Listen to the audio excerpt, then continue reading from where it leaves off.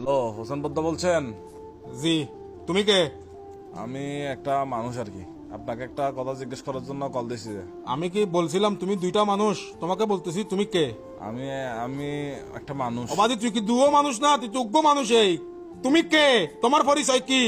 তোমার আগাভিসা কি? ভাই, আমার পরিচয় তো পৃথিবীতে আমার সবচেয়ে বড় পরিচয় হচ্ছে আমি মানুষ।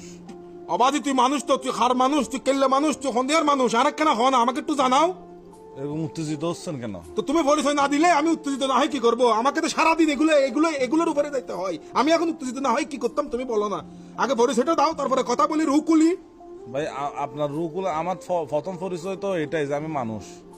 অবাধি তুমি কথা বলতেছো, তুমি কল দিছো, তার মানে তুমি মানুষ। ইয়াল কুত্তার কাছে কি মোবাইল থাকে? ওরা কি কথা বলতে পারে, কল দিতে পারে? ও ভাই, আপনার সাথে কথা বলে মজা নাই, আপনি একটা বাল। সোয়ার হাজার পালাই দিম হতো তো ইউজ বেড়া বিয়াদব হল। আমি আপনাকে কি বলতে চাচ্ছি যে তুই আরে যেটা হয়তো শহর এটা খ না, তুমি কে আগে এটা বলো না তুমি।